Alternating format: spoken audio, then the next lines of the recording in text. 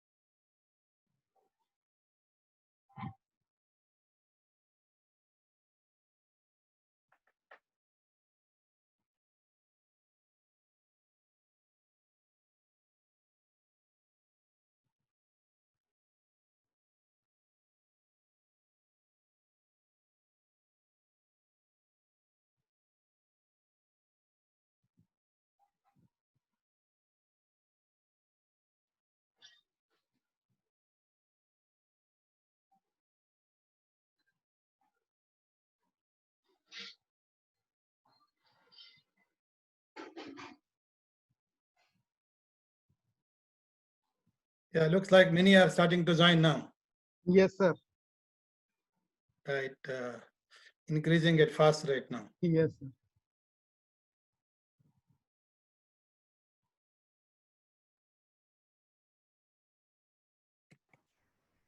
Raful sir, good morning. Good morning. I know you, sir. You were present in the FDP also. Yes, sir. Yes.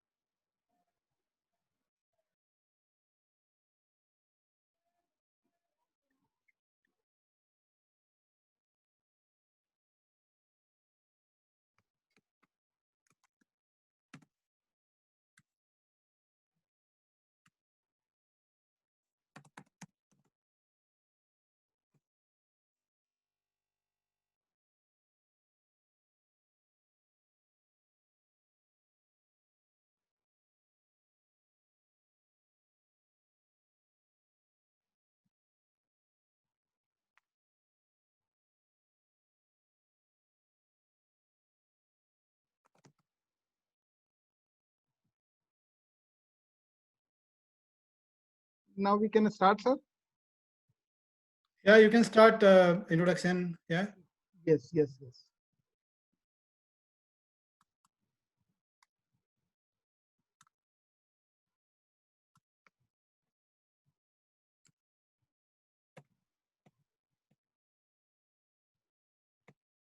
So good morning, everyone. This is my privilege to welcome Dr. Rajkumar Bhuiya, sir. He needs no introduction from anybody. He himself is an introduction for all of us. Everybody knows him. So I welcome you, sir, Dr. Rajkumar Bhuiya, sir, from the from my behalf and from all the participants' behalf.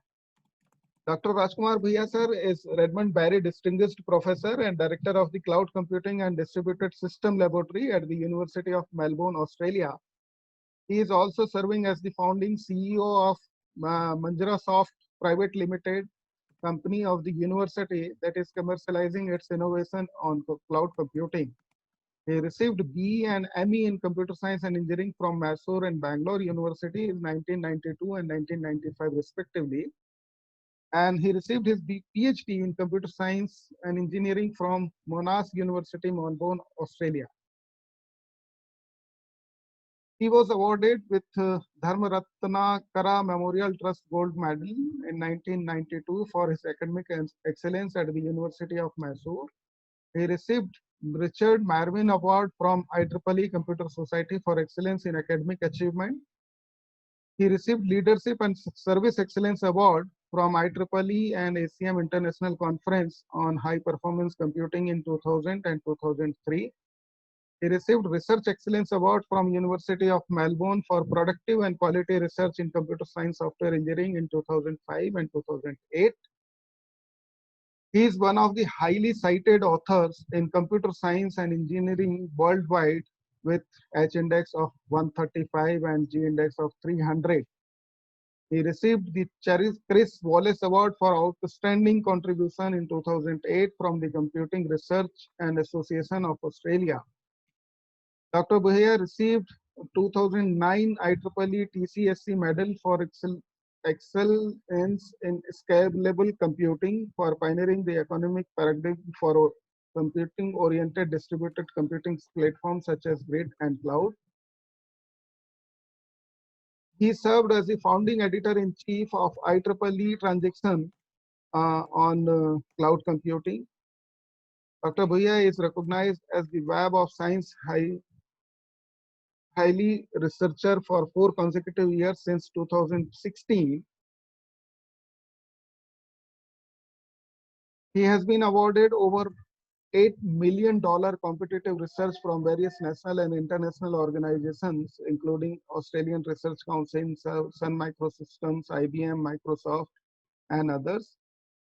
Recently, Dr. Bhuiya has received Bharat Nirman Award and Mahatma Gandhi Award along with gold medals for his outstanding extraordinary achievement in information technology field services rendered to promote greater friendship and international cooperation.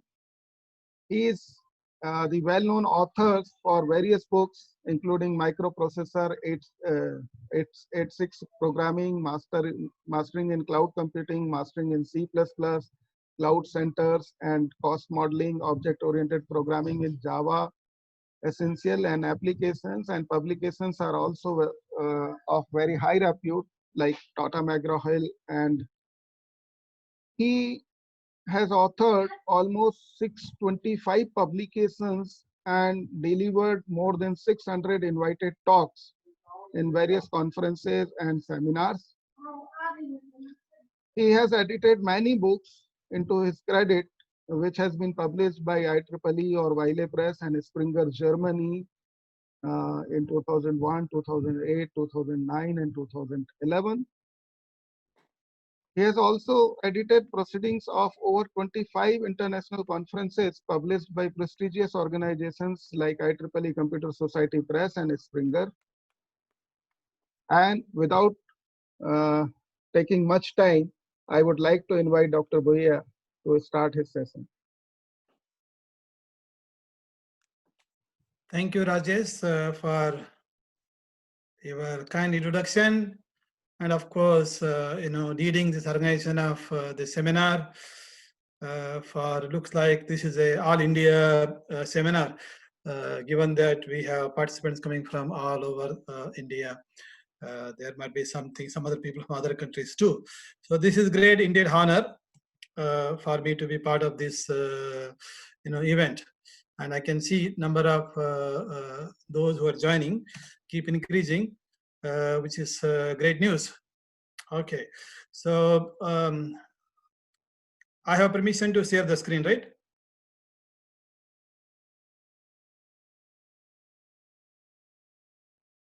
So let me share my screen.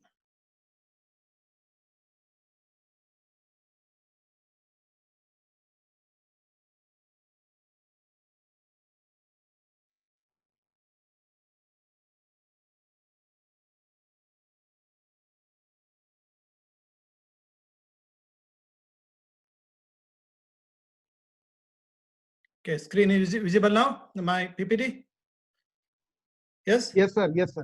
Yeah, okay, thank you very much. You can mute everyone except me. Yes. So, okay, all right. So thank you again, Rajesh, for your leadership in organizing this seminar. Then, of course, I'd like to thank many colleagues from different universities and engineering colleges who have joined for this seminar today, where we are going to focus on recent advances in cloud and edge computing. And also discuss about a software technology called Aneka that we developed, which is a fifth version. So we call Aneka 5G, fifth generation Aneka cloud computing platform. And of course, all these advances in technology is driven by real world applications. And these applications can come from various subdomain, from engineering, from healthcare, from smart cities, and of course, smart environment, varieties of application. And today, world is facing COVID, and I've also included some discussion on how cloud and IoT plus Internet of Things can be put together to combat in scenarios like India for this COVID. So this is the work, that work is done along with some of the colleagues in India, which I will discuss later on. Okay, so with that, let me briefly explain the outline for the seminar for next 70-80 minutes. First, I will introduce you how different computing paradigms have emerged and the applications that are driving it, and then applications that today are playing very important role in further advances in computing paradigms. We'll discuss that.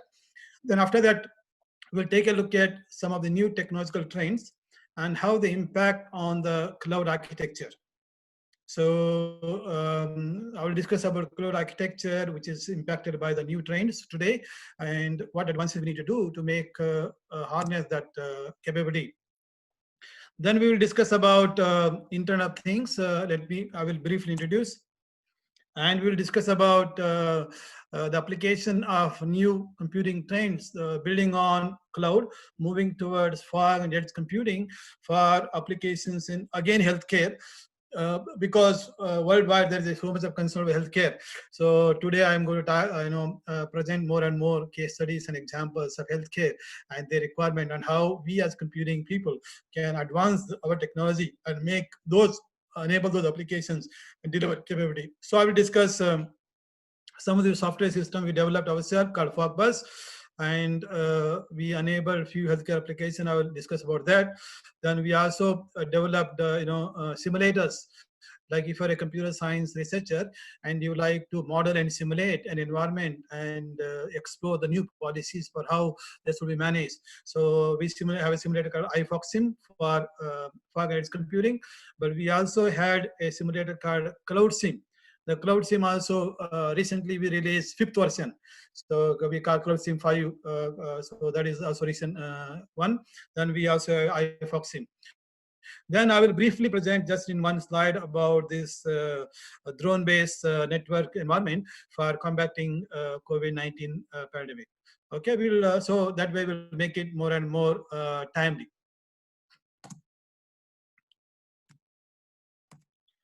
So, so let me, discuss now how various computing paradigms have evolved, emerged from 1962, today and into the future. So as we all know, the computing field was very prominent during started with mainframe computers in 60s. Then we started seeing emergence of different type of computing systems. These are all driven by real world needs and applications. So from mainframe we moved on to mini computers. From then we moved on to desktops and enabling cloud client server computing. Then came World Wide Web, the web primarily enabling sharing of resources, but the concept of web is further enhanced to what is called as services, web services, enabling application to application communication, sharing, not just information sharing. Then came virtualization, rapid advance in virtualization that further led to the creation of this utility-oriented computing paradigm, especially cloud. Then, of course, those applications in the beginning during last 10 years were primarily driven by enterprise application, but now they are driven by massive scale of consumer application and IoT application. So then that led to the emergence of fog and edge computing. And today we are at integration of cloud and edge resources for all class of applications, whether they're IoT or enterprise or video conferencing. All these applications are playing very important role, which is driven by large population. And we can see these computing advances. When we say computing advances, not just computing system, but all the component associated with computing. They may be a processors, or memory system, storage system, application platform, the programming languages. You can see over a period of time, all these have evolved together, then made this kind of computing system that are pervasive, mobile and accessible from anywhere for varieties of application. And when we look at application, in the past, they were very much driven by a big scientific military application or government application. But that has shifted during last 10 years. We see huge shift towards large population application. So when we look at country like India or China with large population, so they with the availability of mobile phones at affordable cost, so this has created enormous opportunity to create smart application, then direct the people towards using resources efficiently, whether it is a healthcare area or a city like a smart cities and so on. Lots of application. So in this talk, we will discuss more about as we go along. But I just want to highlight that advances in technology, especially in computing, is heavily driven by the real world requirements. Opportunity available, and we need to advance further to make these capabilities beneficial to end users. So now let us take a briefly what this cloud is. So cloud computing essentially offers subscription-oriented services. Like rather than building infrastructure yourself, you rent infrastructure somewhere from the network, then you start pay what you use. So as a result, in cloud you see varieties of type of clouds. There is something called public cloud. Let's say a computing capability set up by a provider such as Microsoft or Amazon or Google, and you as an end user, you subscribe to that capability. One option is you buy buy servers and you set up infrastructure. That is option one. Second option is instead of setting up infrastructure, you just subscribe to infrastructure. You subscribe to computing capability, which can be compute infrastructure, network infrastructure, storage infrastructure, or applications themselves. So these are available on a pay-as-you-go basis. You subscribe those two capabilities and use it and pay for what you consume. So this is like a meter service, very much similar to electricity. When you build a house anywhere in India, you don't really try to dig a well, you don't try to set up your own generator. In generally, it is best you subscribe to a service provider who supply water, water supply board or electricity board, then you consume. They have a meter just at your house that measures how much energy, how much resource you consume. Accordingly, they charge you at the end of the month. So similar notion to computing, that is utility. Computing as utility. So this cloud computing is the one which made this possible, this vision of making computing as utility. Although you, as a user, you might have subscribed to one service provider, that doesn't mean that this one service provider does everything for you. What actually happens is, as a user, you subscribe, that service provider might be consuming capabilities from multiple other providers and delivering you composite service. So this is the conceptually how cloud looks like. So now this cloud is actually driven by numerous applications during last 10 years. So there are numerous applications from business world, scientific world, enterprise, government. All these applications are already running on cloud. Say, for example, customer relationship management, CRM, or enterprise resource planning. So this kind of system, software systems are needed for all kinds of enterprises, whether they are small or medium or large enterprises. And rather than buying the software, they are just renting and using it and pay as you go. So that is from there. Then what is even more popular are these consumer applications. So for example, Twitter application is running on a cloud. So then of course, Facebook or Dropbox, many of us use Dropbox as a cloud storage. Now we have a storage resources from multiple locations put together and made it available as a cloud storage or cloud file system that provides a seamless access to capabilities. I mean, of course, today we are using Zoom for our video conferencing, for our remote seminar, and you can see this Zoom is a cloud-based video conferencing solution.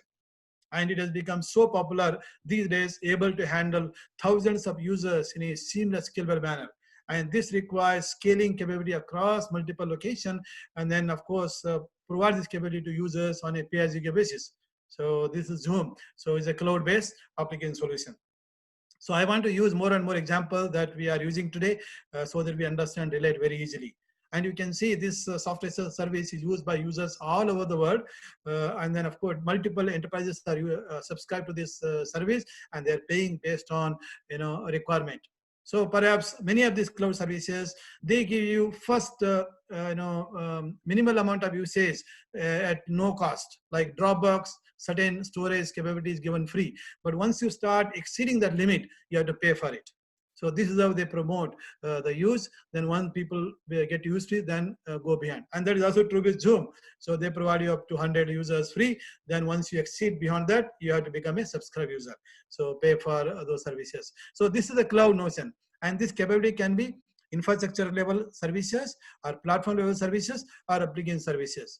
So in some of the examples that we looked at today, the infrastructure level cloud services like are the one which is provided by companies like Amazon and Microsoft, like through Azure and so on, where you rent server capability and storage capability. That is the infrastructure level. Then the platform level services is much more above. So there are various application creation platform that you can rent and build application and deploy on cloud. Then above them is applications. Like, for example, Zoom or Twitter, these are real-world applications running on top of cloud platforms and infrastructures. So that is conceptually. And of course, because of massive amount of use of these applications, which are hosted in cloud data center, you can see at in 1 minute, so much is happening on internet. So here is a diagram that shows you what happened last year and what is happening right now. So how many users are using at any point, for example, in Facebook, over 1 million users are logging in, that is entry. Then of course, maybe exiting too. Then looking at others like search engine or YouTube, how many videos are viewed in a minute. So, millions and millions of videos are viewed. People are streaming, people are accessing. All these applications are running on a cloud environment. And you can see the enormous amount of challenge they present in terms of building systems that are able to provide services at the quality that user expect, and also able to provide services at the cost that user can afford. That is also important. And then of course, making sure that the services are offered in a secure and trustable manner. Of course, the security is always, we are facing every now and then some security break, but you can see they are advancing, they are becoming more reliable. So this is made possible through multi-cloud, geographically distributed data centers. So these infrastructures are physically distributed around the world, and based on users, the requests are mapped in such a way that quality of service can be honored. So that's the conceptual level. Then obviously, not only these applications, but as we move along, we see many new trends. So which is what I want to discuss also today. Recent advances, how they impact on cloud application engineering, how they impact on application technologies, application hosting technologies, and the challenges they present to us as researchers, as next generation idea creators for researchers. Okay, so let us take a look at a few technologies and application trends. So one of the so far the cloud was very much dominated by virtualized cloud infrastructure. So wherein when you rent, what you rent is actually a virtual machine, and from that virtual machine concept, now there is a move towards containers and microservices. So rather than you renting a virtual machine, which is a more of a infrastructure service, instead you rent microservices. These are containers hosting some micro application services. Like this, many microservices are available in different places. Then you can create a new application by composing these microservices, then create a new application rapidly. This is a rapid creation of new class of application. This way we can innovate faster. Then of course, IoT, moving from internet to Internet of Things. Everything become part of internet. So that creates enormous opportunity for new class of application. Then of course, the deployment of this Internet of Things, that is like sensors everywhere. So that creates massive amount of data that become big data. Now, to process this big data that is coming in real time, to make a real-time decision, so we have new computing paradigm emerged, that is harnessing edge resources along with cloud, that is called edge computing for computing. Furthermore, we want, when we build application, we don't want to tie it to one specific infrastructure. We want it to be, created in such a way that it can be deployed anywhere. And that is made possible through what is called as serverless computing. So I create an application and deploy. So it should be deployed seamlessly, whether it's a Azure or a Amazon or a local, edge cloud in a seamless manner. So this is serverless or functioning service. And of course, there is something called software-defined networks.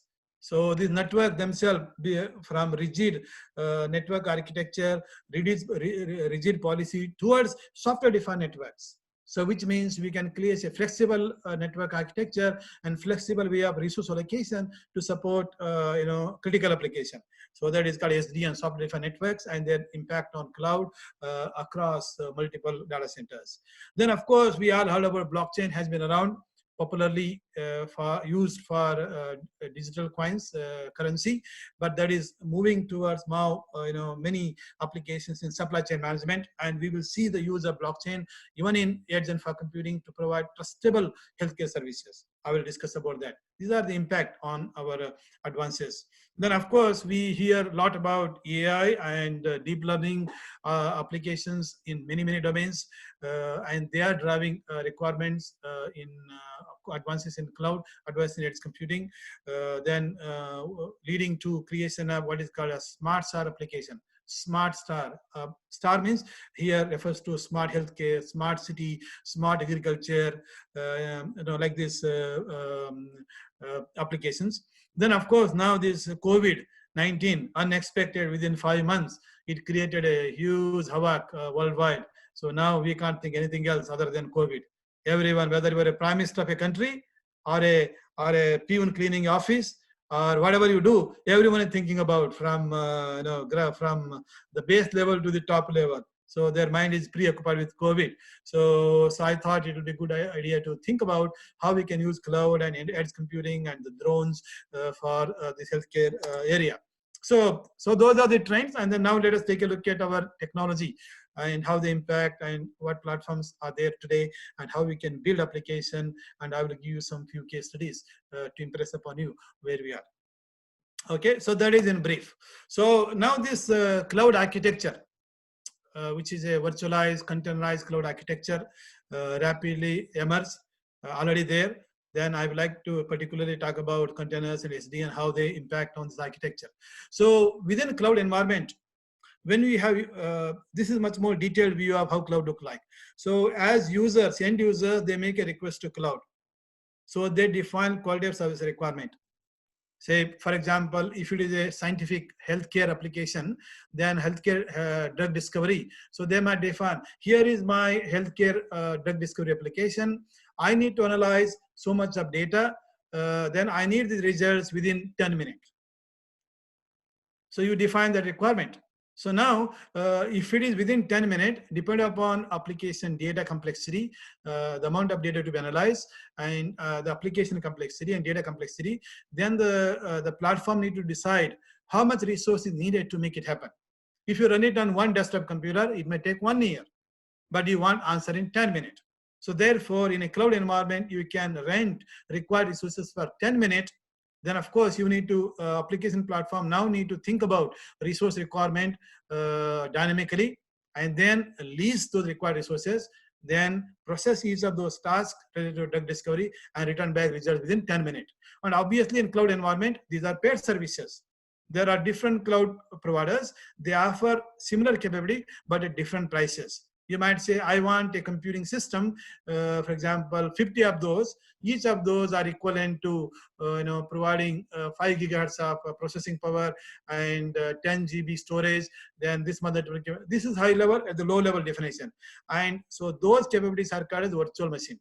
When you rent a capability in cloud, they don't rent to a physical machine. They rent to what is called virtual machine.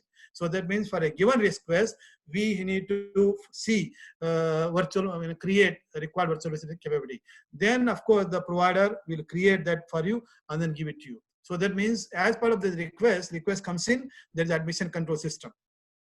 Admission control system is everywhere. So even for example, when you subscribe, I was talking to Rajesh. He said, how many people can log into the system? He said our limit is 1,000. Correct? Hey, looks like more than 1,000 people have shown interest. What do we do about it? So that is where only first 10,000 people come. The rest will not be able to enter in. But if you want to increase, then admission control must see how much resource is there, how much has been subscribed, how many people are already allocated. Accordingly, you manage. So that is admission control. Once you admit, virtual machines are created where the requests are hosted. Then of course the request may be container-based application services that are consumed together, and then there can be software-defined network that will define the quality of service requirement. So in the beginning, so maybe we just have few users. That's all right. When we started this seminar, we only had close to 200. Then now we reached 491. So and every second as I speak, it is increasing.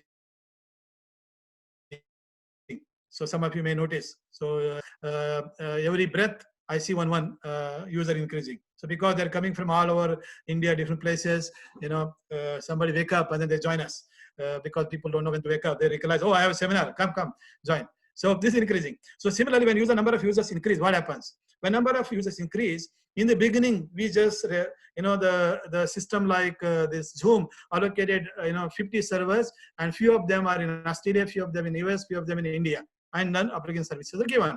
As number of users are increasing, they realize that the service quality is now falling. We promised 1,000 users, but we allocated, but now users are increasing. So what do? They dynamically provision extra resource. And these resources that we talk about can be geographically distributed. They are not centralized. If they're centralized, the quality really falls down. So that is why now, for example, the users right now may be dominated by North India and Northeast, let us say.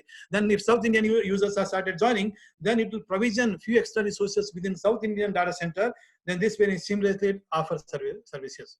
And of course, to provide end-to-end quality, this is where software-defined networks are needed. So to allocate more resource to priority users. So then as we move on, of course, number of users can diminish slowly. So in this case of video, Zoom is different, but other applications like healthcare or smart cities, during peak hours, the resource requirement will be very high. Then during lunchtime, it will diminish. Then of course, during non-peak time, it will decrease, and night time, maybe even just minimalist. So as resource requirement goes up and down, accordingly, the resources are, decreased. So that is called dynamically provisioning extra resource or deprovisioning in a dynamic manner. And this ability of dynamically provisioning and deprovisioning in a dynamic manner is called elastic property. Elastic property of cloud computing.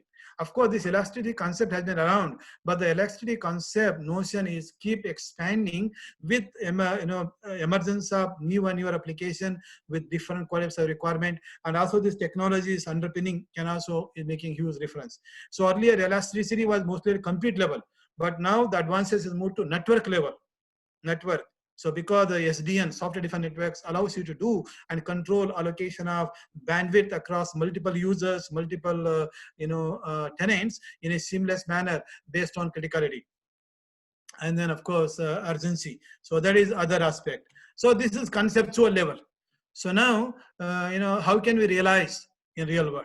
So let me discuss, for example, from computing aspect. I mentioned, in terms of Zoom, for example, how the requirement can go up and down, but this also applicable to other application services in science, in engineering, in healthcare. So there, the requirements are slightly different, and how we can realize at the platform level, so that application can benefit from it seamlessly. So this is where I will talk about our software technology that we developed called Aneka. Is a cloud application platform, which is commercially available through Microsoft. So particularly developed for supporting elastic applications creation and the deployment on private or public cloud in a seamless manner. So these cloud services are available at different locations. So we need to harness them to meet our application requirement. So let me briefly present the technical elements of this Aneka.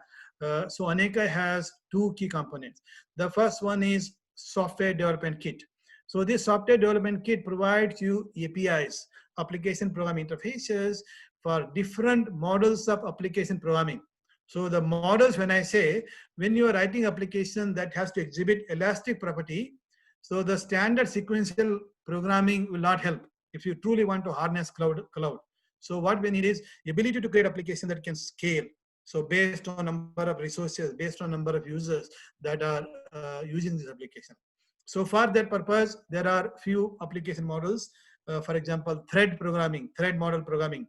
So in case of standard computers, so we have multi-core computers where programming languages like Java provides you thread programming, but those thread programming applications are primarily designed to run on a single server. But in cloud, we discuss about multiple servers that are distributed. So for that, we need a new type of threads. So that is where Aneka supports, called Aneka threads. Then there is something called task model programming. So task model programming supports what is called as SPMD, single program multiple data execution model. And there are like this, there are many others, including MapReduce. So MapReduce is one of the popular model of programming that one can use to create application. So Aneka provides many of these models of programming in single SDK. That makes it unique, world first platform technology, software technology, supporting multiple model of programming in a single container. And once you build this application, you can deploy either on a private cloud or in a public cloud, or use them in a seamless manner, both private, public, there is multiple clouds. So in order to support that, we have Aneka runtime engine, the management engine that takes care of the seamless scalability of user application across multiple clouds. Say for example, say private cloud. In your college, you set up a private cloud using existing servers or desktop resources, or you set up a private cloud using some infrastructure technology. On top of it, you put Aneka. So you can run your Aneka application within that private cloud. And then of course, sometimes you say, hey, instead of private cloud, I want to rent few resources from a public cloud. Can I use them together? Yes, you can. So you can use either private cloud or public cloud or together those resources. So that is multi-cloud also. And this use of whether to use private or public cloud, what is the driver? The driver is user requirements.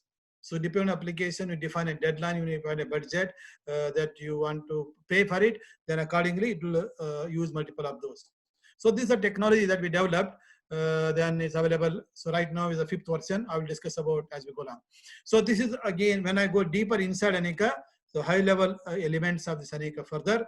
Inside Aneka has container services with multiple capabilities for thread, like membership management, reservation management, storage management, license management. So these all are various services which are part of Aneka container. And these services can be extended to implement different models of programming. And this is how we are able to support thread model, task model, MapReduce, and few other different program models within Aneka container, like agent model. So which are implemented by using Aneka based services. So, and then tomorrow, let's say you got new idea. As a researcher, you have a new idea for a new class of application. Then you can easily implement on top of Aneka by extending these foundation services. So, so this way you can innovate rapidly. And of course, once you build, you can deploy in private or public cloud in a seamless manner. So this is the Aneka in brief. Then Aneka has already undergone several generations. So the first one we released in 2009, driven by applications from engineering and bioinformatics. Then of course every 3 years, so we have been releasing newer versions of Aneka. So again, driven by different applications from healthcare, from smart cities and data mining application in 2015. Then of course, 3 years ago, more driven by privacy aware medical application. And now, so more and more driven by this IoT based application, deep learning application, smart, star application. And of course, these are application requirement, but inside the technology, there are lots of technological advances. Like this, I discussed about multi-cloud across multiple resources, and then supporting Azure. And when we say Azure, we had a support for Azure earlier, but however, as you know, the underlying Azure technology itself is keep evolving and changing. The approach towards building application on Azure first version to now is very different. So, but our goal is to provide APIs to users that are seamless. Whether you build it, once you build for Aneka, whether underlying infrastructure is Azure 1 or Azure 2 or Azure 5, doesn't matter. You don't have to change application. We take care of that application in seamless manner. So in this direction, so in Aneka 5G, 5th generation Aneka, so here are the various support we got. Say for example, Aneka has a plugin. So thereby you can not only run on a standard Windows-based computers network, you can also run a virtualized clouds, a private cloud, for example. Let us say in your college, you set up a private infrastructure cloud using OpenStack. So we can run Aneka on top of it, and then your application run without any change. Or instead of that, you set up another private cloud using VMware technology. Then on top of it, we put Aneka application platform, run your application in seamless manner. Or you might say, hey, I want to use this, my private cloud, which is infrastructure-based cloud, then on which I'm running Aneka, but I also want to use some extra resource from, remote Azure cloud or Amazon. You can do that. So seamlessly use both private and public cloud in a seamless manner. So, or you can use 2 public clouds, one from Azure, one from Amazon. So we have done all this kind of extension at the technology level. Further, the requirements of how much resource to release from where, that is driven by user quality of service requirements. So I will explain some of those concepts with a few example case studies. So let me briefly present some of the example applications of Aneka. Then of course, this is just a representative, but many more like these applications are there. So say there is first one I always also like to present from China. China Railways, this is a so nationwide company. So they have used Aneka for rendering, locomotive design scenarios. I will discuss briefly. Then of course, India, ISRO for satellite image processing. From US, Washington State University, they have built this how to deploy, medical data analytics, which have a sensitive records and non-sensitive ones also. When you are doing like a discovery, the data analytics for, say for example, cancer or any other analysis from the medical hospital. So when you have a record that are sensitive, you cannot outsource analysis of those records to public cloud, but you have to use hospital cloud. Then when there are non-sensitive records, then you can send it to public cloud. So they develop a deep learning library that analyzes the records and classify those records into sensitive, non-sensitive. If it is sensitive, then send it to public cloud. Non-sensitive, do it on private cloud. They added this plugin to Aneka.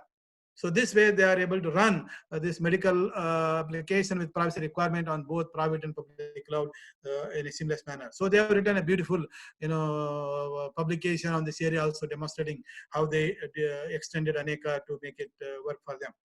Then of course, there are many other applications from deep learning for object detection, then agriculture, and of course, data mining, ECG. So these all are applications that have used Aneka in demonstrating their capability. So let me present few of these briefly and how they use cloud and Aneka technology, and how Aneka helped them uniquely to discover, to innovate faster. So this is from China Railways. So this is the different design scenarios. The first one, design scenarios, and they need like this. There are multiple design scenarios. They need to find the scenario that is best fit the requirements. to meet the requirement. So for that purpose, they do analysis and rendering analysis on using software called Maya. Earlier, they used to do on a 4-core server. So this kind of small scenario analysis with depending upon number of frames that are there in the design, it was taking anywhere between 24 hours to 80 hours, like 1 day to 4 days on this server, single server based solution. So what did they do? So to innovate faster, to bring down the time from 4 days to 2 hours, so they have set up a private cloud environment using Aneka inside the company, and then we have a tool called Design Explorer.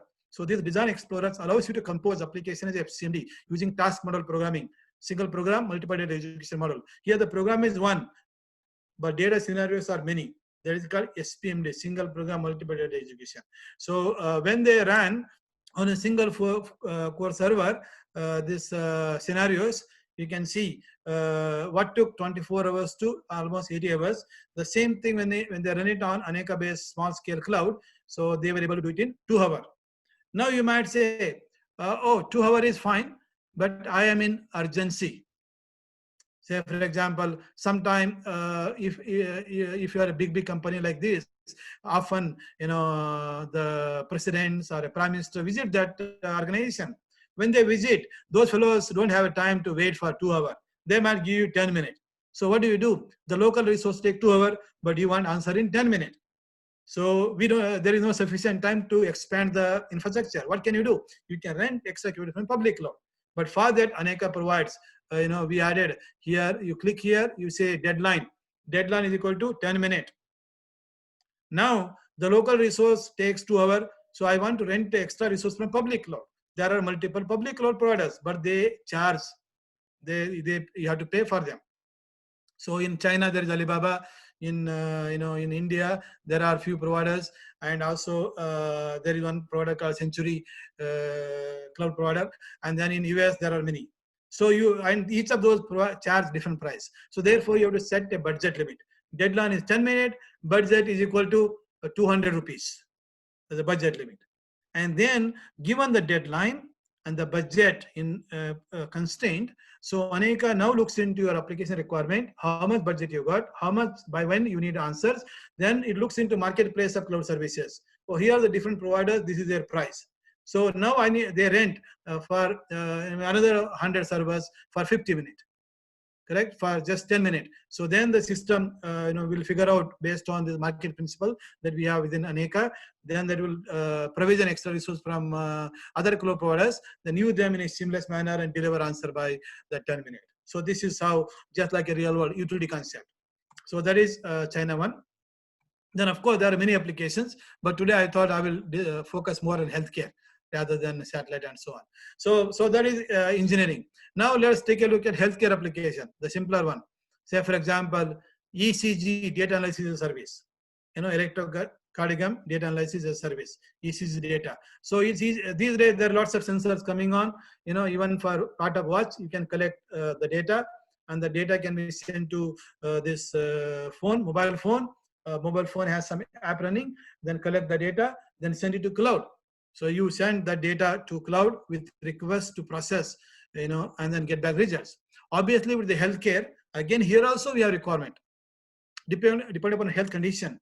Sometimes you might say, hey, this is critical, emergency. Give me answer in 2 minutes, for which I will pay 500 rupees. Somebody else, they are fine, but they just want to see how their health is. They might say, here is my data. Give me answer in 24 hours. I am not in hurry, for which I will only pay 2 rupees. So like this, different users define requirement, and then the request comes to cloud. When the request comes to cloud, here you can see ECG as a software service running on top of Aneka, running on top of infrastructure cloud. So when the requests are coming in, so these are the quality of service requirement users are expressing. So Aneka in the beginning might provision one server, but as time progresses, the system is not able to meet the requirement that is promised. So this is when Aneka looks into QoS requirement and provisions extra resource to make sure that those requirements are met. So just like in real world. So based on user promises you made to users, based on the budget, based on how much resource we need to provision, accordingly to provision and use it and deliver solutions to users. So here you can see integration of mobility, sensing, mobility, and cloud in a seamless manner. Okay, so this is another healthcare. Of course, I will come to ads, but this is a cloud-based solution. So why we need it as well. So this is something we demonstrated, in several places during last few years. Every year we are developing a new generation of this application technology. So you can see, so we connected sensor to this person's hand.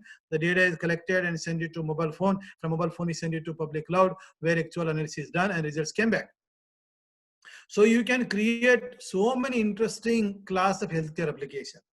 So for example, you can just create one simple application which can be admission control into classroom. So even though student may be subscribed to enter into class, but if this fellow has not slept yesterday night properly, there is no point in admitting the student. For example, while admitting, when they are entering into the door, for a second you find out how many hours this person has slept just by taking this data, analyzing the data. Like now in the future you will see like this, when you visit the temple, they tie to your hand. In future, they will tie you a sensor thread. When they tie to a sensor thread, it's collecting data, correct? This data goes to mobile phone, process it. Then it tells you, oh, this person has slept 6 hours. Then you admit. And then they will find out, oh, this person has slept only 2 hours. What do you do with this person? If you admit, he will come sit in front of you, then sleep. So you want to avoid that situation. In that situation, what can you do? Maybe you can give him one masala dosa, then ask him to take a rest in hostel for half an hour and come back to seminar, because we still have another 1 hour to go. Correct? So this is just simple example I'm giving you. Otherwise, there are a huge number of applications. And of course, this challenge of number of users increasing, decreasing can be very interesting. And it can be time. You can see earlier I was mentioning about 490, around 90 users. Now it became 505. Very interesting. So number of users for even our Zoom session is growing rapidly. Then again, it became 506. I can't keep up. This is, elastic. So you can see elastic way of building applications is very, very important. So let me also do dynamic. You can see here 50 So I'm also doing some snap of what is happening on our Zoom world. Okay, so so number of users can grow and dynamically. So you need to be able to build this cloud approach to deliver services. Now you can think. So we talked about just admission control, but today world is also facing so many other problems. People have got chronic diseases like diabetes and so many other problems. Correct. So, like for example, if a person has a diabetes, maybe beginning phase. So this person, when they go from different places, we should be able to find out what is a suitable food diet for this person. The diet changes from place to place. So accordingly, we must be able to recommend. So this kind of application can be created, and then they will be super hit. I'm sure there is an opportunity for many of the people. We already have 508. Some of you should think of creating next generation healthcare application app running on a cloud. Like I can help you with that aspect of how to implement in cloud and make it available. And every user will pay you only 5 rupees. That's all. 5 rupees per year. In India, we deploy 5 rupees per year. How many population? Population is 2-3 crores. 2-3 crores into 5. Each year you make 20 crores business. And everybody has the necessary infrastructure already with them, like mobile phone. Then all they need is one app running in a cloud and deliver services to users. So this is a very interesting time and opportunity time to do something interesting. So that is about healthcare. So now let me discuss about object detection. This is a deep learning. So this has many applications. So I will discuss one or two, but we will see so many applications. Object detection in a cloud. So here, there are deep learning libraries. So I had a student visiting from IIT Delhi.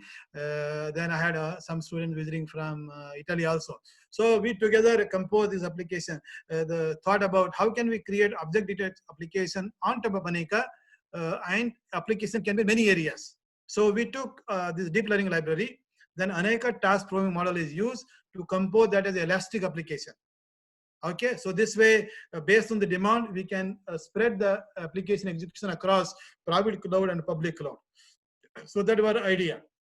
So in case of object detection, the IoT sensor can be, for example, cameras capturing continuous data. Then that comes to a gateway device, can be mobile phone or another Raspberry Pi machine. Then from there, you send a request to Aneka. So Aneka master running the service. So then as the demand comes up request, so it will spread that object detection program execution within private cloud or public cloud like Azure node or Amazon node in a seamless manner. That depends on the quality of service requirement. And then of course, this also depends on the resolution. So like accuracy that which you want. When you feed the images, you say, I am okay with 50% accuracy. Or I want 100% accuracy. What does it mean? So for example, here are the images that are captured in a computer lab. And then this dynamically data is fed. And this object detection program analyzes and tells how many monitors are there in the lab, how many keyboards are there, how many mouse are there, digital mouse. Of course, in India, we'll also see real mouse as well, correct? Real physical mouse, live or digital mouse, both are there, correct? In the lab moving around. So this can be very useful for planning, resource planning, like how many students are there, how many are being used. Or for example, you may want to see, oh, there is one missing computer, look like somebody took away, correct? So this is for resource planning as well, is useful. So this is the integrated version of object detection. And of course, this can also be useful for surveillance, surveillance application. And also nowadays in lockdown, they want to find out how many people are at house, how many people are actually on the street, correct? So, this again, having cameras in different places, you can create a surveillance application. So there are many object detections are also used in counting the traffic movement on highways. On highways, you want to find out how many cars are moving, how many people are paying, how many people not paying. All that you can do through this deep learning library. So this is implemented in Aneka. So this is Aneka, 5th version. So there are many such examples. So, I want to move towards the edge also and few more advances.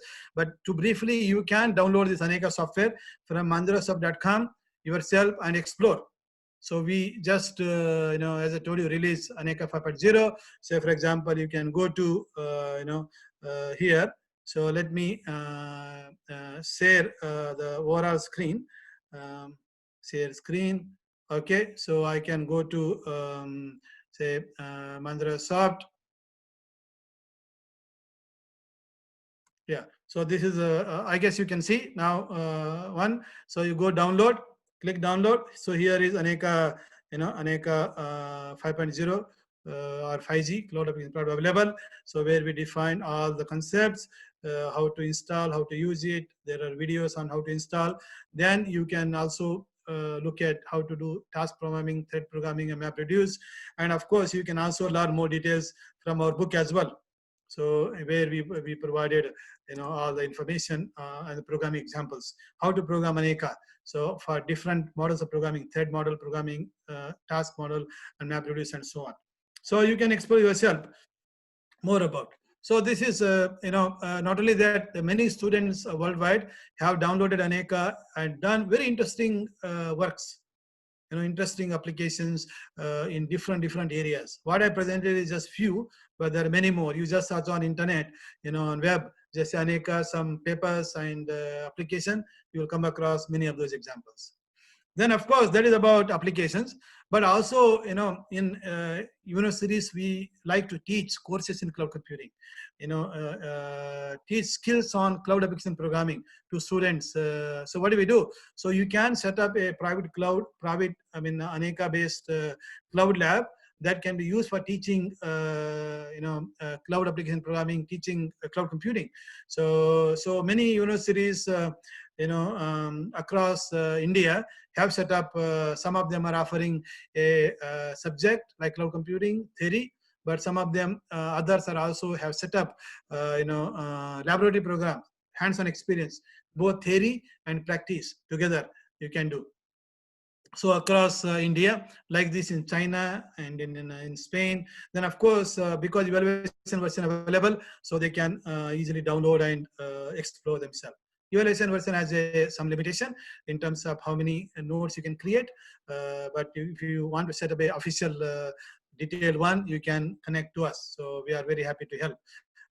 So we have many experts, resource person in India who can help you. So that is about cloud computing and Anika platform, and how the cloud technology have to be enhanced to meet requirements of new trends that are occurring. So now let me move on to Internet of Things and what opportunity present. Internet, we all know networks of networks, but this concept is now extended to Internet of everything. Everything, anything that is available become part of Internet.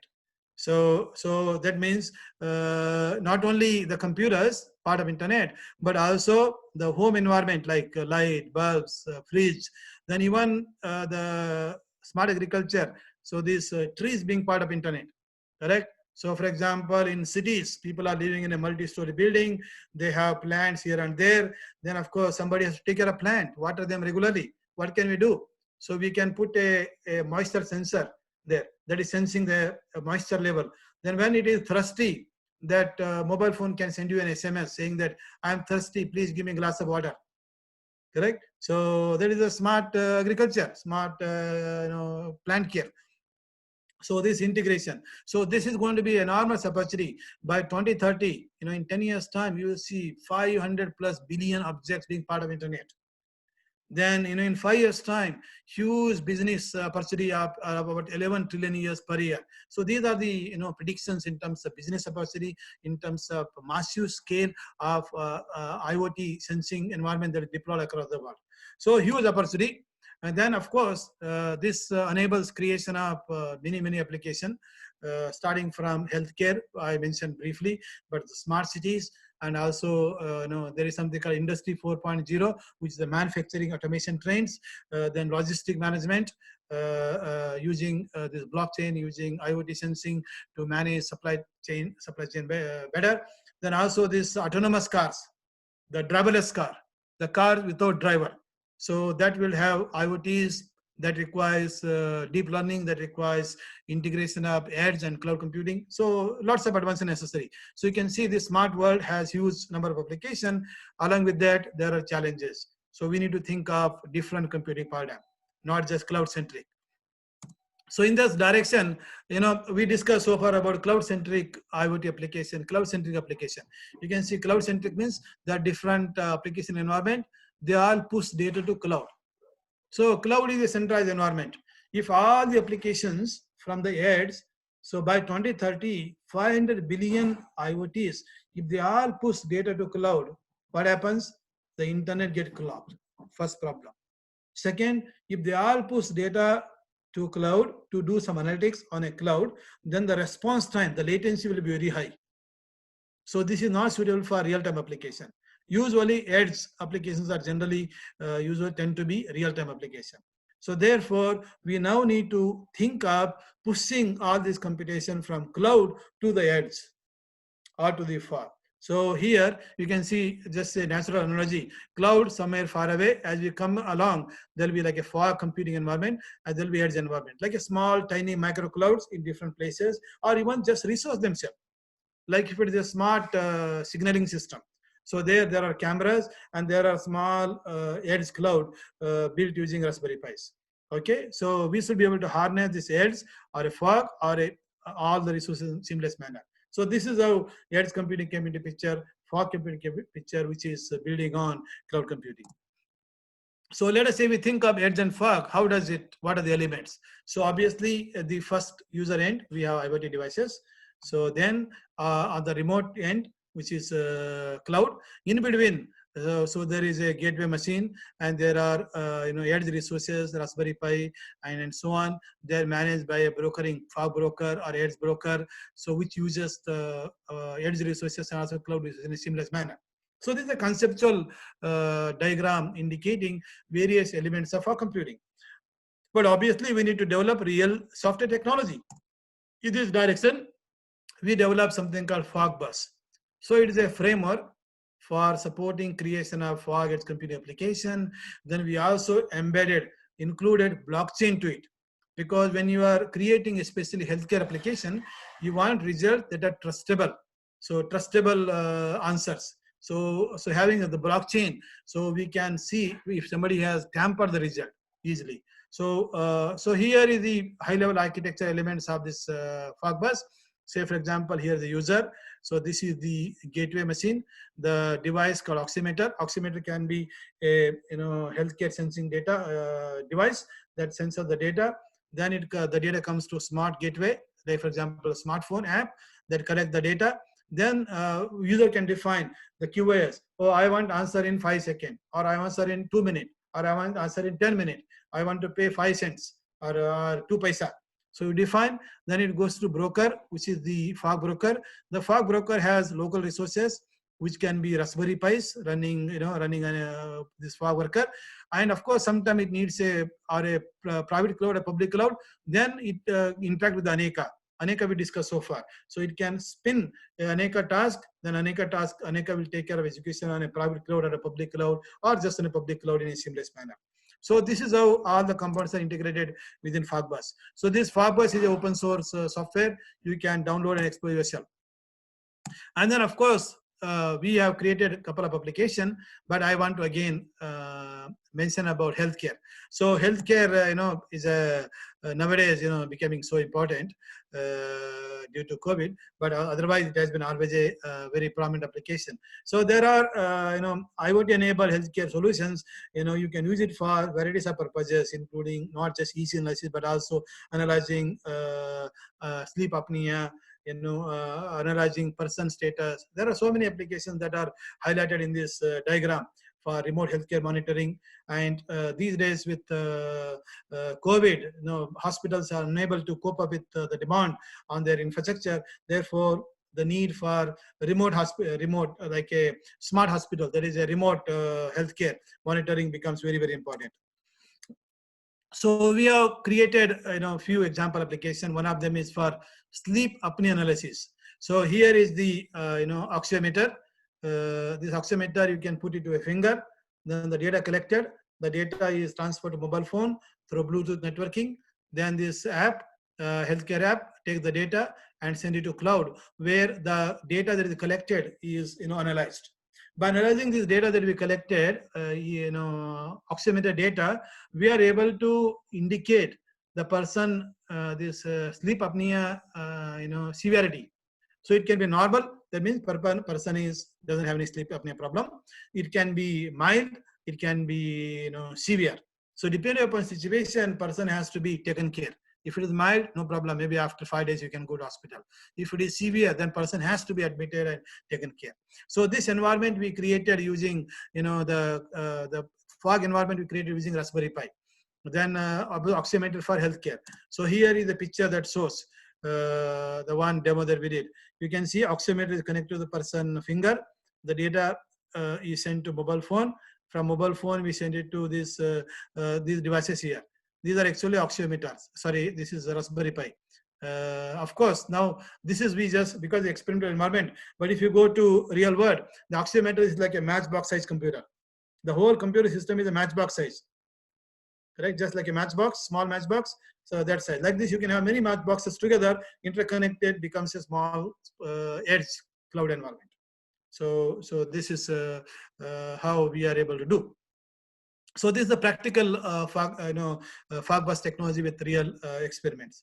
And then of course, setting up such an environment is economical and cost effective as well, because they're very affordable resources. Like this Raspberry Pi is available for like a $20, maybe around 600 or 700 rupees.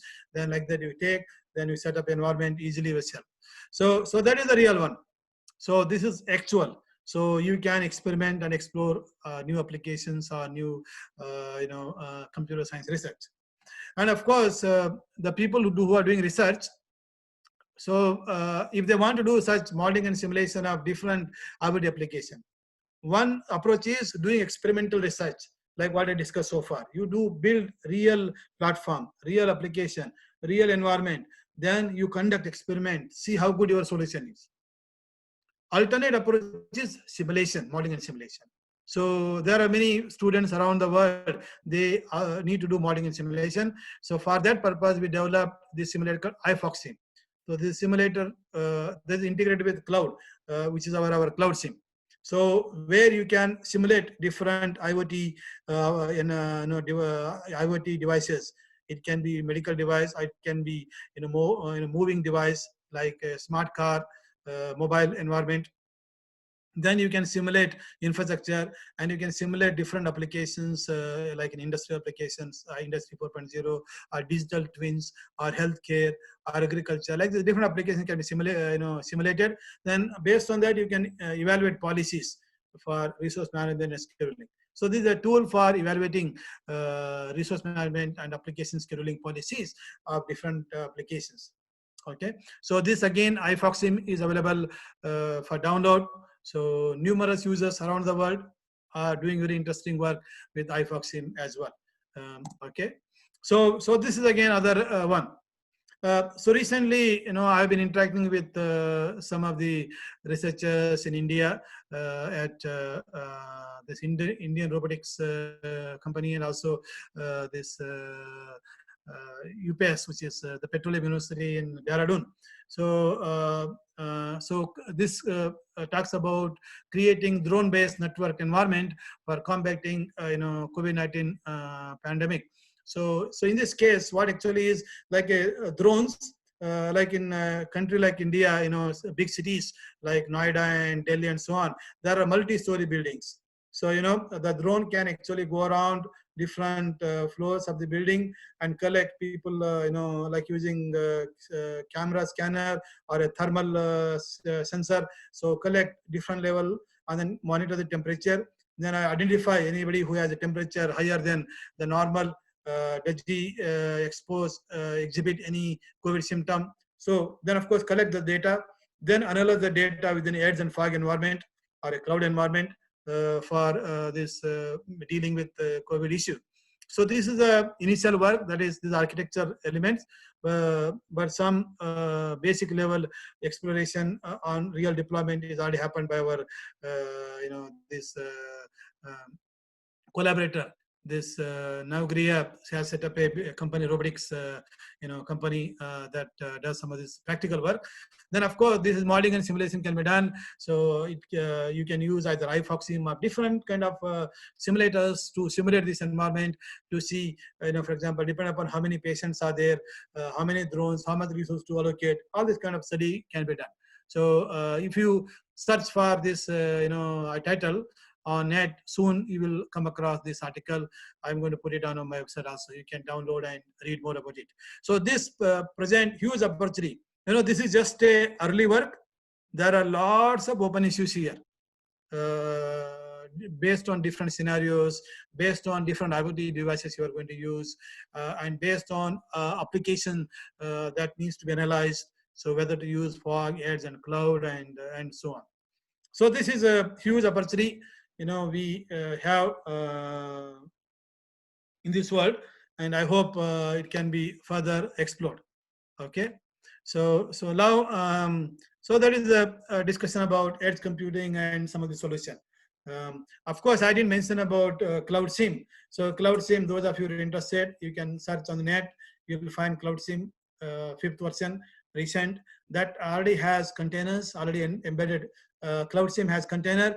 Cloud SIM also SDN simulator. So we have SDN simulator, container simulator, along with the standard virtual machine, and then of course data centers, and then you can do research on how to do this multi-cloud, resource management scheduling using the latest version of Cloud SIM. Then of course, when you want to move towards IoT and edge application, then Cloud SIM along with IoT SIM, this our iFoxSim. iFoxSim is actually built on top of Cloud SIM. So you can do further advances in this area. Okay. So now let me summarize and conclude. So there are several computing paradigms that promise this vision of how to make computing as a utility. But today we got cloud computing that turned this vision into reality. And as I discussed in the beginning, there are many exciting, business and consumer applications that are already running on cloud.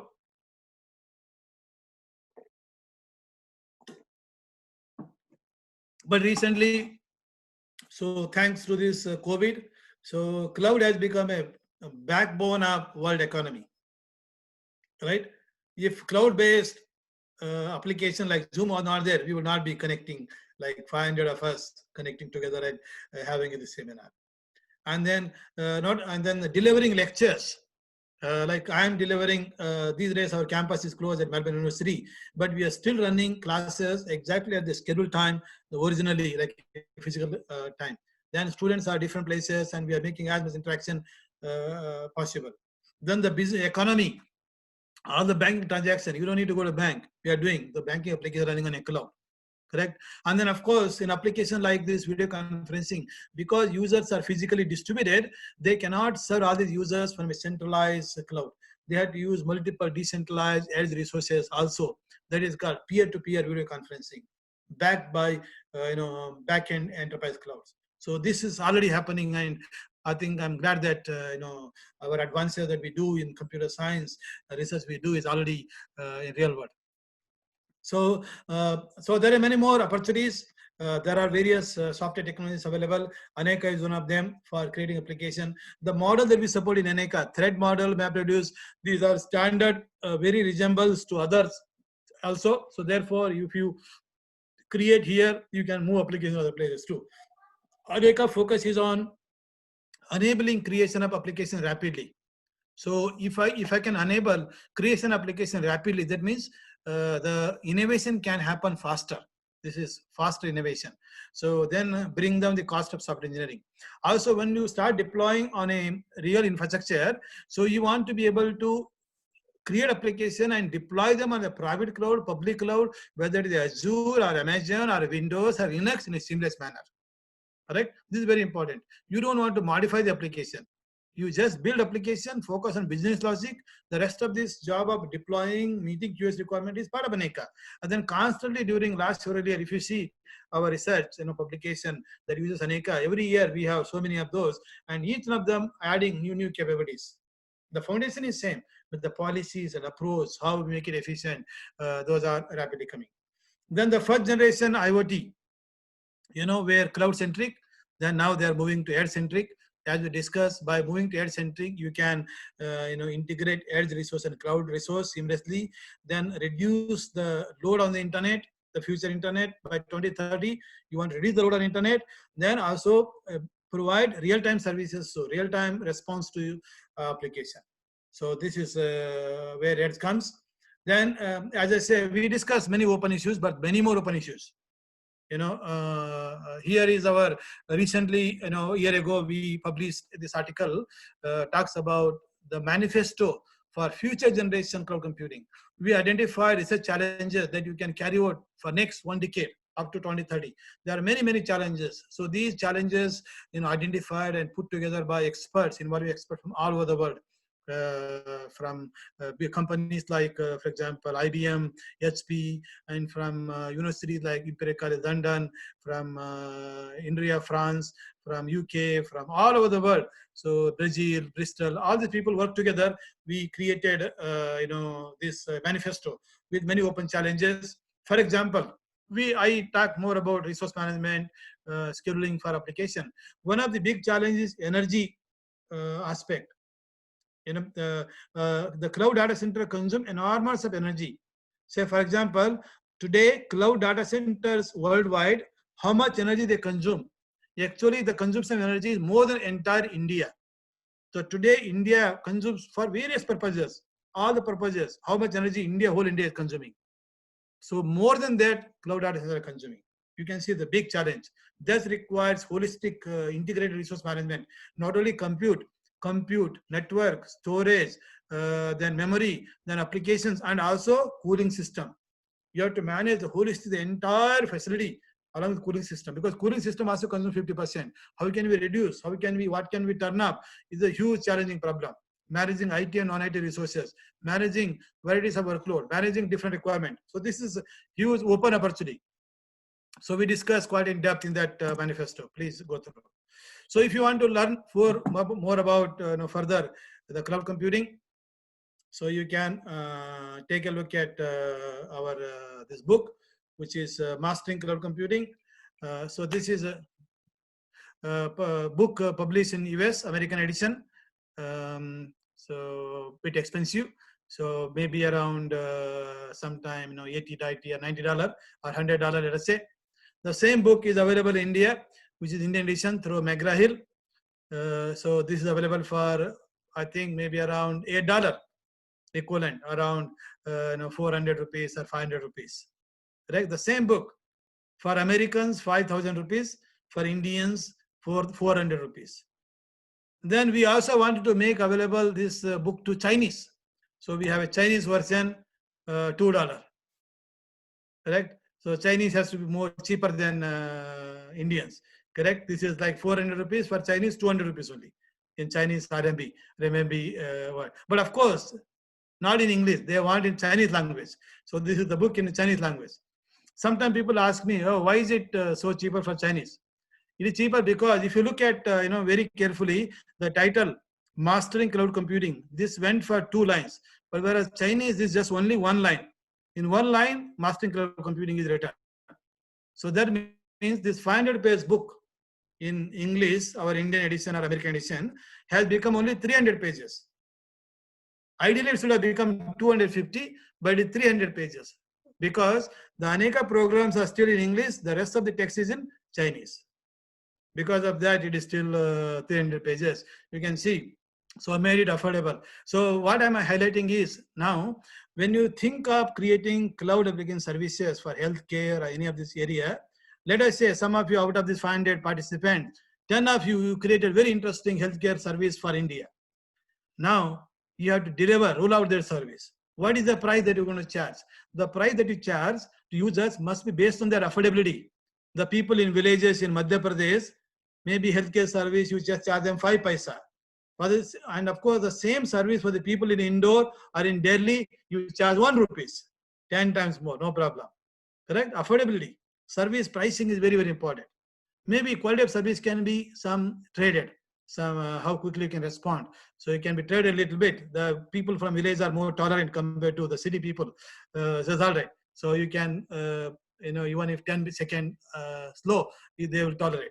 So, but you have to make it affordable. So this is an example of how to make services, whether the digital asset, digital content, digital book, or a physical book, or a healthcare service, or whatever, has to be made affordable. This is very important. Then to learn more about IoT and edge computing, you can refer to, here are some of our edited books that discuss. Okay, so let me stop here, and here are my contacts.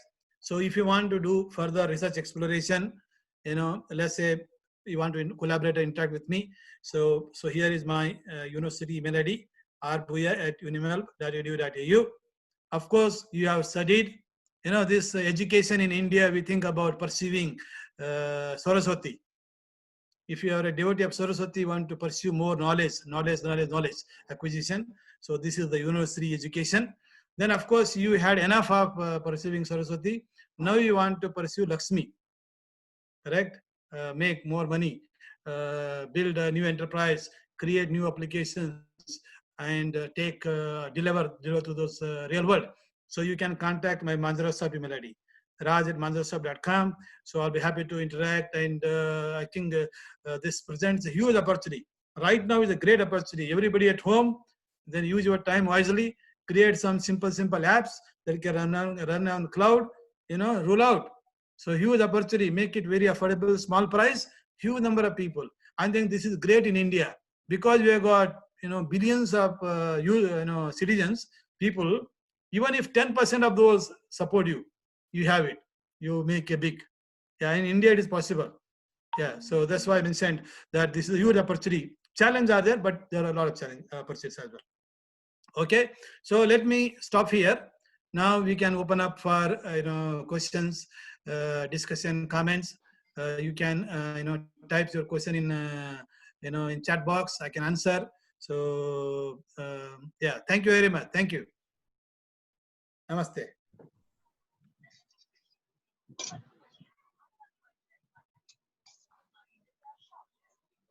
So I will stop sharing. So that way we all can interact and ask questions.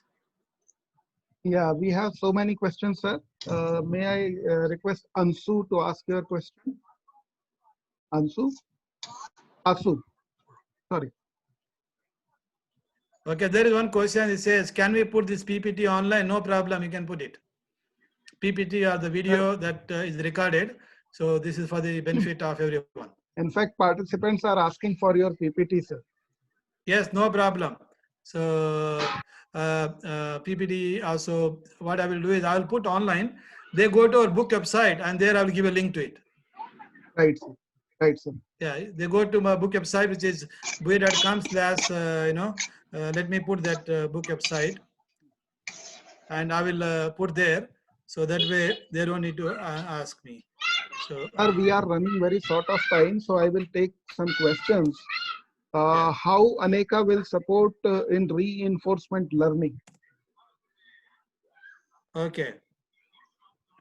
Everyone in meeting, let me.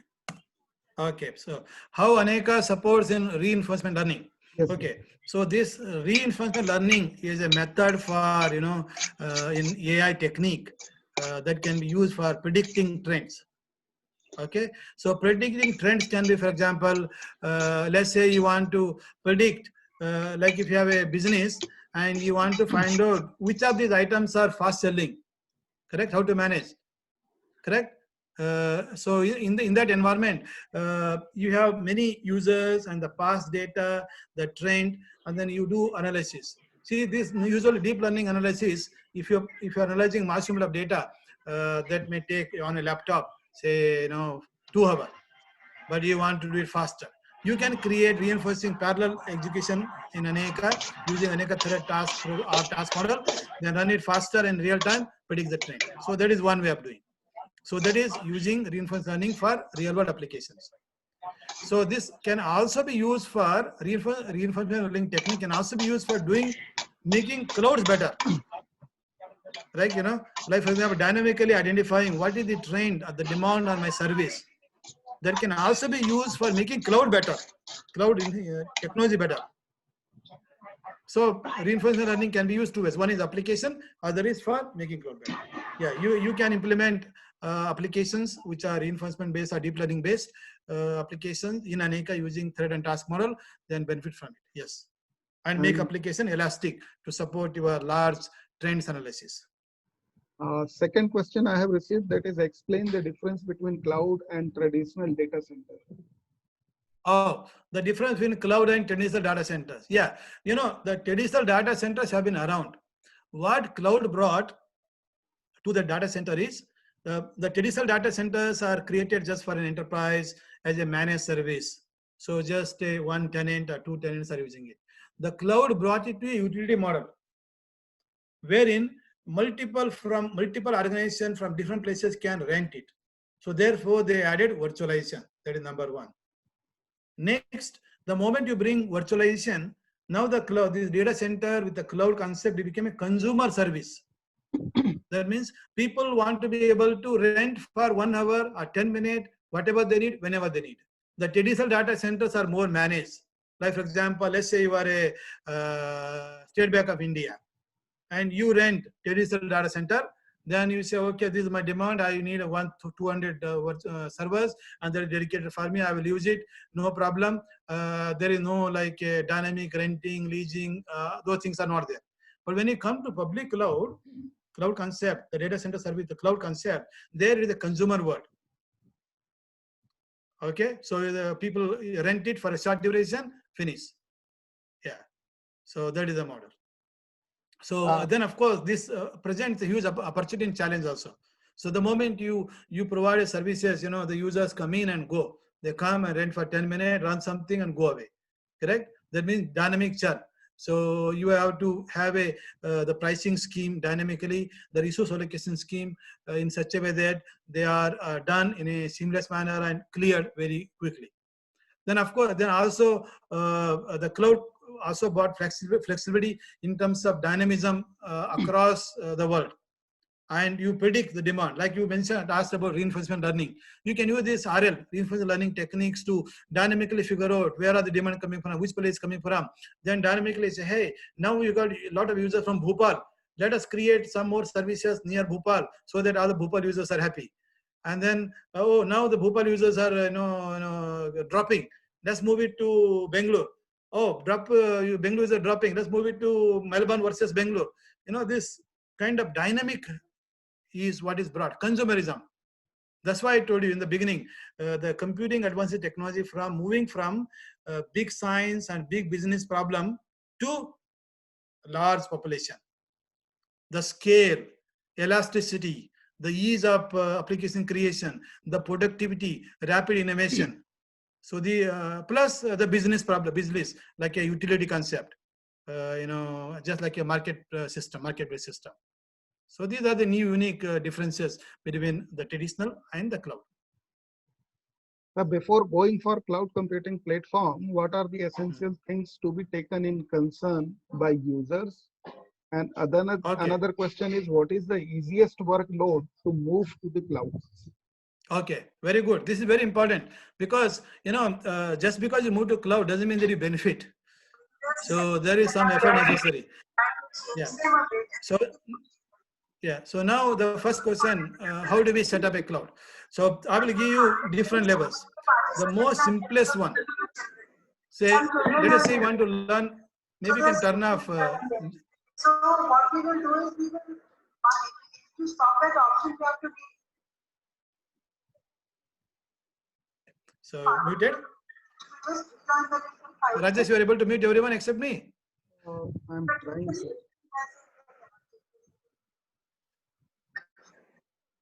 Yeah. 5 minutes of break, but I have all the participants. In 5 minutes now, we will start the session. Okay.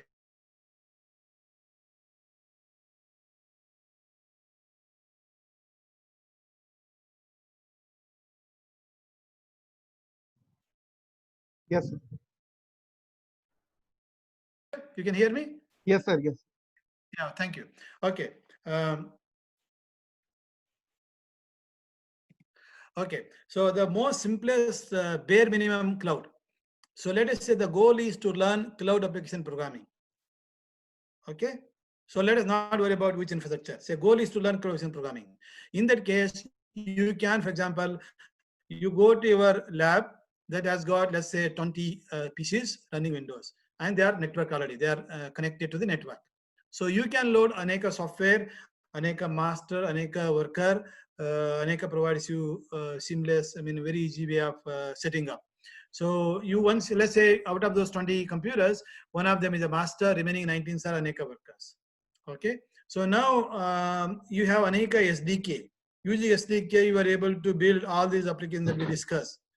Okay. Then once you create, you can deploy and execute across all those workers environment. So this way you will learn on Aneka cloud application programming plus the private cloud.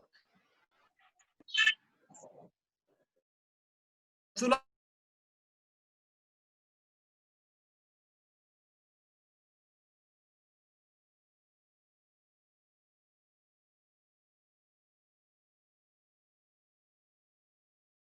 course, on that OpenStack, you cannot run application directly.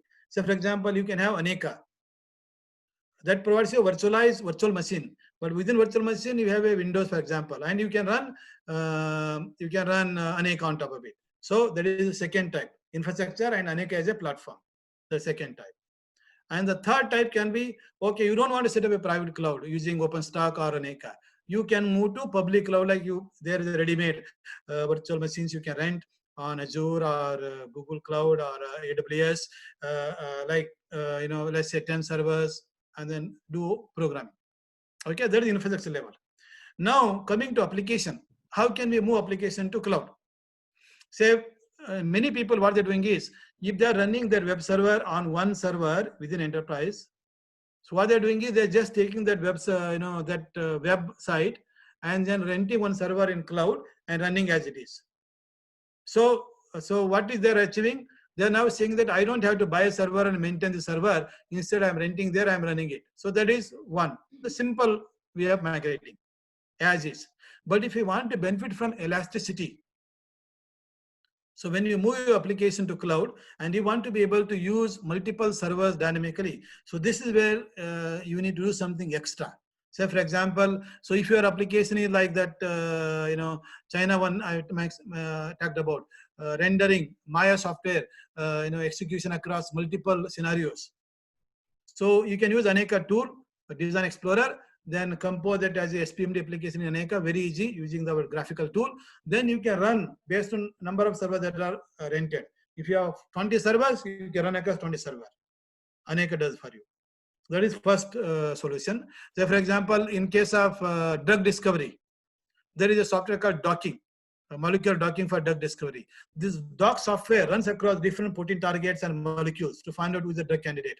The same application, but across multiple chemical compounds. Using Aneka, you can run that.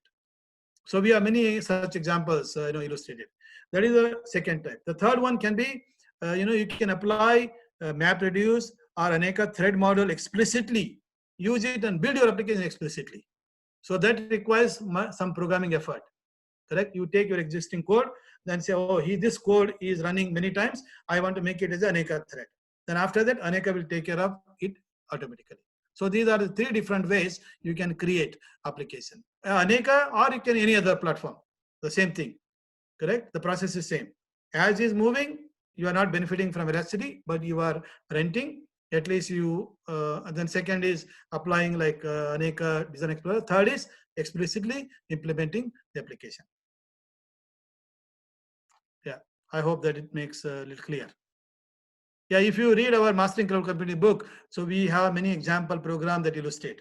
Or, even if not book, on our website, Microsoft website, the download, below I have given examples of thread programming in Aneka, task programming in Aneka, MapReduce programming in Aneka, Design Explorer, all the examples are given for you to explore. Thank you so much, sir. Actually, we are running very short of time because another webinar is scheduled at 1 p.m. So I am not in a position to take more questions, but definitely this talk was very informative and participants have enjoyed a lot. And I'm personally thankful to you, sir, because for making this event happen in the period of lockdown. Otherwise, it could not have been possible. So thank you so much. And it was very interesting and very informative session. So thank you so much to you and thank you so much to all the participants. We have planned many events in the month of June. The information is shared already on the screen and the link for Telegram is also shared on the WhatsApp or the chat box. You can join the Telegram group where I will share all the information. So on 11th June, we will be discussing on research paper and proposal writings for academic career, and Professor Lance Fung will deliver the talk. So I request all of you to please join that session also. And thank you so much, Bhaiya sir. Thank you so much. All right. Thank you very much, everyone, for joining. I can see, I recognize some of the faces, here. Some of them are online. They're showing their face too. They're at home, taking care of kids, and their other people are moving around. Thank you. Thank you very much for joining. So, namaste. Namaste, sir. Namaste. Thank you so much.